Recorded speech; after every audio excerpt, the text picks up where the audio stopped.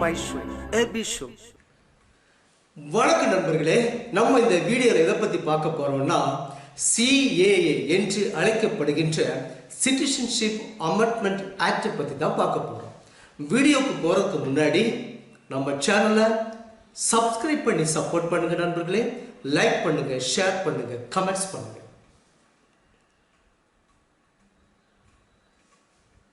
இந்திய அரசாங்கத்தால்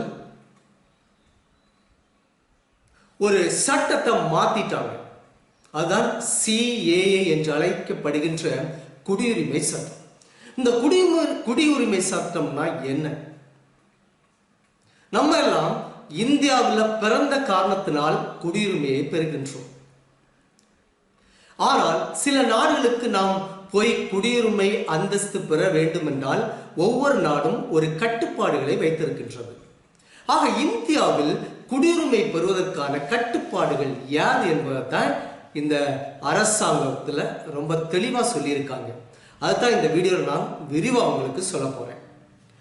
1955ஆம் ஆண்டு ஒரு குடியுரிமை சட்டம் நிறைவேற்றினாங்க இந்தியாவில். அந்த குடியுரிமை சட்டத்தின்படி இந்தியாவில் 11 ஆண்டுகளுக்கு மேலாக வசிக்கின்ற வெளிநாட்டவருக்கு இந்தியர் என்கிற குடியுரிமை வழங்குகின்ற சட்டம். அதான் இதுவரை இருந்துச்சு. ஆனால் மத்தியில் பாரதிய ஜனதா ஆட்சி கட்டிலில் அமர்ந்த உடனே, அதாவது 2019ஆம் ஆண்டு டிசம்பர் 11ஆம் தேதி இந்த குடியுரிமை திருத்த சட்டம்னு ஒரு சட்டத்தை நிறைவேற்றினார்கள். இந்த பாரதிய ஜனதா கட்சி நாடாளுமன்றத்திலும் பாராளுமன்றத்திலும் லோக்சபா ராஜ்யசபா 2 சபையிலையும் இது நிறைவேறிட்டாங்க. ஆனா இதுல ஒரு சிக்கல் இருக்குது. என்ன சிக்கல்னா, இந்த குடியுரிமை சட்டத்துல என்ன விதிமுறைகள் சொல்லியிருக்காங்கன்னா, 6 ஆண்டுகள் இந்தியாவில் வசிச்சாலே அவங்களுக்கு குடியுரிமை வழங்கப்படும் சொல்லியிருக்காங்க. பாகிஸ்தான், வங்காளதேசம், ஆப்கானிஸ்தான் இந்த 3 நாடுகளில் இருந்தும் மத ரீதியிலான துன்புறுத்தலினால் பாதிக்கப்பட்டுகின்ற சிறுபான்மையினர் மக்கள், அதாவது இந்துக்கள், சீக்கியர்கள், சமணர்கள், பௌத்தர்கள், கிறிஸ்தவர்கள், பார்சிகள், இந்த 6 மதத்தை சார்ந்தவர்கள் இந்தியாவில் வந்து 6 ஆண்டுகள் வாழ்ந்தாலே அவங்களுக்கு இந்தியர்ங்கிற குடியுரிமையை வழங்க வழிவகுக்கின்ற சட்டம் தான் 2019ஆம் ஆண்டு CAA சட்டம், குடியுரிமை திருத்த சட்டம். இந்த சட்டம் 2020 ஜனவரி 10ஆம் தேதி அமலுக்கு வரும்னு மத்திய அரசாங்கம் சொல்லியாச்சு. ஆனா இன்னும் வரல. ஏன் வரலன்னா, ஒரு சட்டம் அமலுக்கு வரணும்னா சட்ட விதிமுறைகளை வகுக்கணும். அந்த சட்ட விதிமுறைகளை வகுத்து இந்திய ஜனாதிபதியின் ஒப்புதலுக்கு அனுப்பணும். இந்த 2019ஆம் ஆண்டு இந்த குடியுரிமை திருத்த சட்டம் நிறைவேறின உடனே நாடு ஃபுல்லா போராட்டங்களும் ஊர்வலங்களும் மத்திய அரசாங்கத்துக்கு எதிரான போராட்டங்கள் எல்லாம் நடந்துகிட்டு இருந்தது. அதனால மத்திய அரசாங்கம் குறைச்சு இடைவெளி கொடுத்தாங்க. இடைவெளி கொடுத்து இதை அமல்படுத்துவதற்கு கொஞ்சம் காலதாமதம் எடுத்துக்கிட்டாங்க. ஆனா இப்பொழுது 2024 மார்ச் மாதம் எலெக்ஷன் மாதம். இந்த எலெக்ஷன் மாதத்துல என்ன பண்ணிட்டாங்க, இப்ப அறிவிச்சாங்க. கடந்த வாரம் மத்திய அரசாங்கத்தின் சார்பில் பிரதமர் மோடி அவர்கள் அறிவிச்சாங்க, CAA என்று அழைக்கப்படுகின்ற குடியுரிமை சட்டம் அமலுக்கு வந்தாச்சு. இது ஏன் நிறைய பேர் எதிர்க்கிறாங்கன்னு பார்த்தீங்கன்னா, நம்ம நாட்டில் குடியுரிமை வழங்குவது எதன் அடிப்படையில்? மதம் என்கிற போதையின் அடிப்படையில்.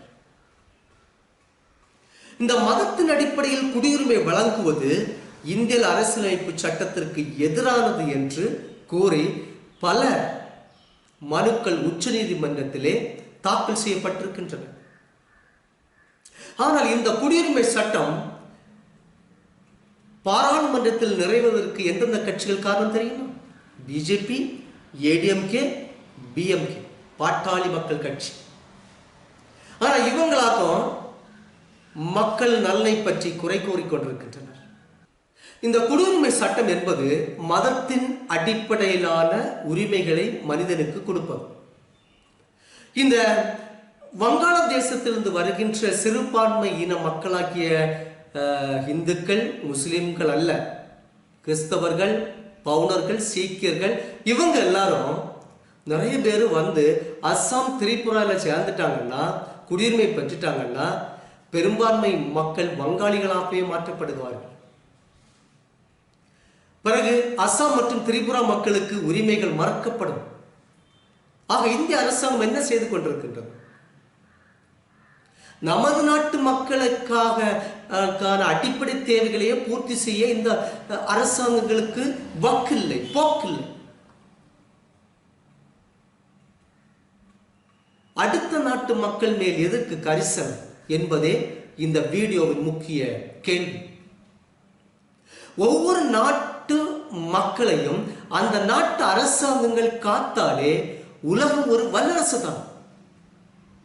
இது எதற்காக என்றே நான் கேட்கின்றேன். ஆக இதற்கு ஏன் எதிர்க்கிறார்கள்? வல்லரசு நாடான அமெரிக்காவில் எப்படி குடியுரிமை நமக்கு கிடைக்கும்? மதத்தின் அடிப்படையிலா? இல்லை ஜாதியின் அடிப்படையிலா? இல்லை, அறிவின் அடிப்படையில், நாலேஜ் அண்ட் ஸ்கில். எத்தனையோ இந்துக்கள் அமெரிக்காவில் குடியுரிமை பெற்றிருக்கின்றார்கள்.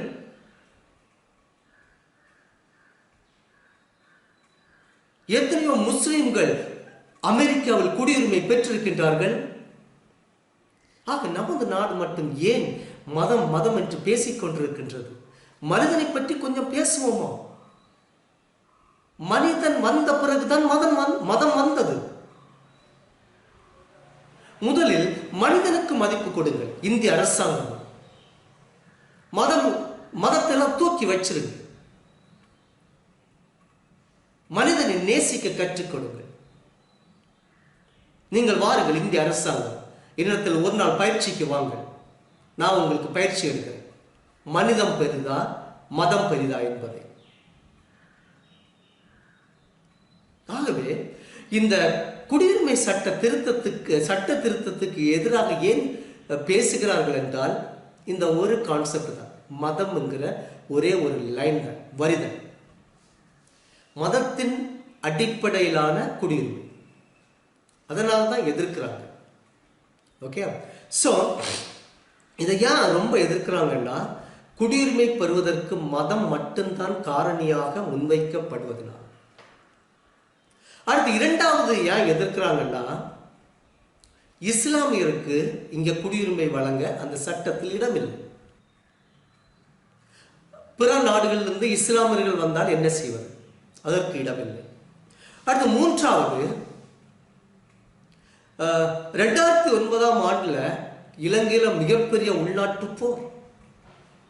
அந்த உள்நாட்டு போரினால் பாதிக்கப்பட்ட இலங்கை தமிழர்களுக்கு இந்த குடியுரிமை சட்டத்தில் குடியுரிமை கிடைப்பதற்கான வழி இல்லை. இதெல்லாம் தான் எதிர்க்கிறாங்க. ஆக இந்திய அரசாங்கம் நீங்கள் சட்டமாக நிறைவேற்றி விட்டாச்சு. ஆனால் உச்சநீதிமன்றத்தில் நிறைய மனுக்கள் தாக்கல் செய்யப்பட்டிருக்கின்றன. இதற்கெல்லாம் நீங்க என்ன சொல்ல போறீங்க? பிரதமர் மோடி அவர்கள், நீங்கள் 142 கோடி மக்களுக்கும் பிரதமர், புரிந்து கொள்ளுங்கள். பிஜேபிக்கு மட்டுமல்ல,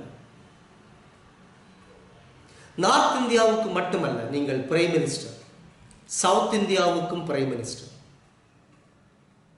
நான் நார்த் இந்தியா சவுத் இந்தியா என்று பிரிக்கவில்லை.